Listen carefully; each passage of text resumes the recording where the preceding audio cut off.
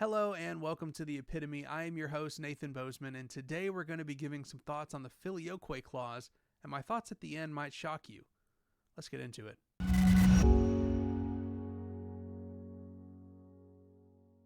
So for those of you that don't know what Filioque is, well, it's simply a phrase in Latin that means "and the Son." And so in the Nicene Creed, there was this phrase that says, "and the Holy Spirit proceeds from the Father."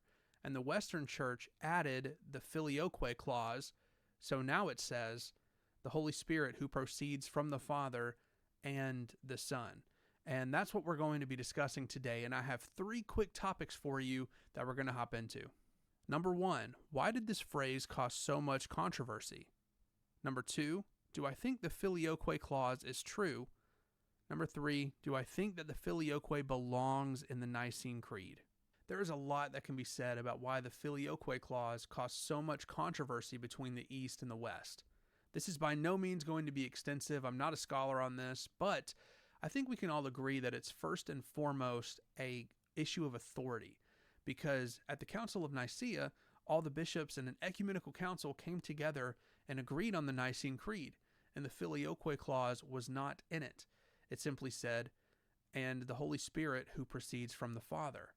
And late within the first century at some point, the Roman bishop added "and the Son" unilaterally, without any permission or without discussing it with anyone else.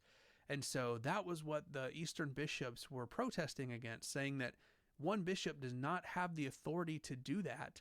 And this debate eventually ended up with the Great Schism of 1054, where the Eastern Church and the Western Church split over this issue. And I will say this, I think the Eastern Church has a point. I don't think that it was right for the Roman bishop to add the Filioque clause without the rest of the bishops. And so I will give the Eastern Orthodox Church that at least, that it wasn't right for one bishop to do that. But it wasn't just an authority issue. I will also argue that it was a semantic issue as well. Let's get into that. It should be noted that the Eastern Church spoke Greek and the Western Church spoke Latin. And there were two words that the Greek or the Eastern Church used for procession or proceeding, ekporesis and proenai. And it's important to note here that ekporesis is the essential and first origin of the Spirit, which is something that the Western Church agrees with. The Latins, however, the Western Church used a more general term, procedit, which could incorporate both ekporesis and proenai. So basically, the Eastern Church and the Western Church were saying something very similar, but because of the language barrier, they were kind of talking past one another. You know, the Latins were using a more general term, and the Greeks had more specific language. But what both of them were essentially saying, and there were councils that happened later where they kind of got together and agreed on this, on a formulation that says, the Holy Spirit proceeds from the Father through the Son.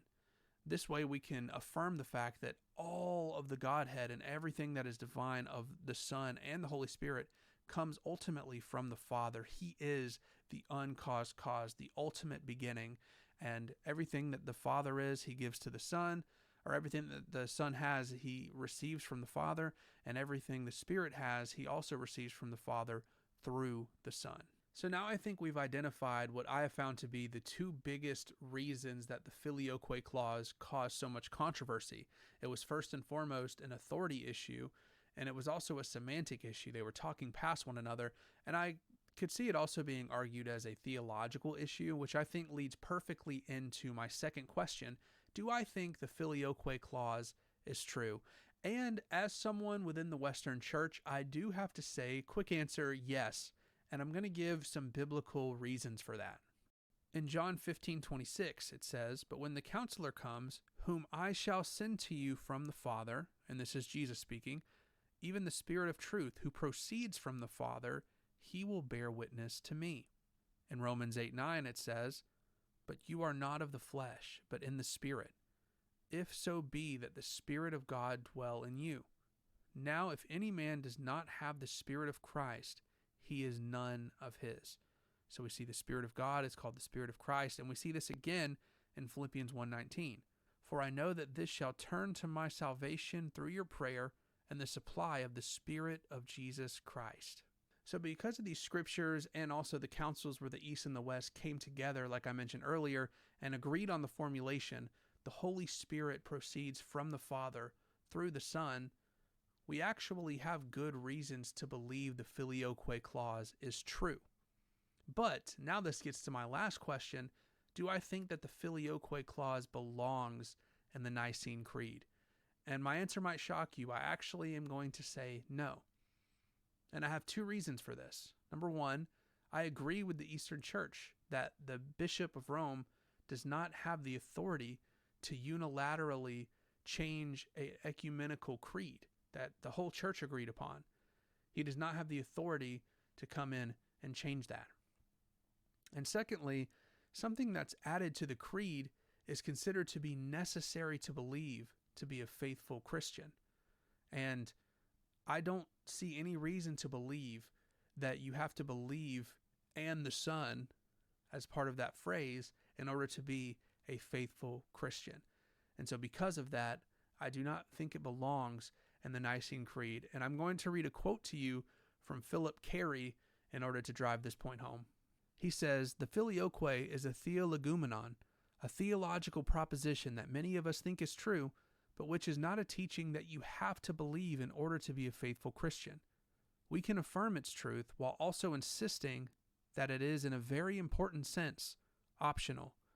Therefore, it should not remain in the creed. And like many Western theologians who think this way, I do not say the words 'and of the Son' when I recite the creed." So there you have it.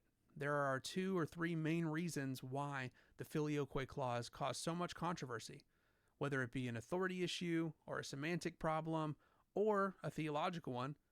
We also went over some scriptural and historical reasons to think that the Filioque clause is true. However, we also can say that it should not remain within the creed because a Roman bishop does not have the authority to unilaterally add it to the creed, and it's also not necessary to believe in order to be a faithful Christian. Or as Philip Carey called it and other theologians, a theologumenon, which is just a great word. Can we all agree on that? Hopefully you liked the video. Give it a thumbs up if you did. Subscribe to the channel if you're new. This has been The Epitome. I'm your host, Nathan Bozeman. We'll see you around.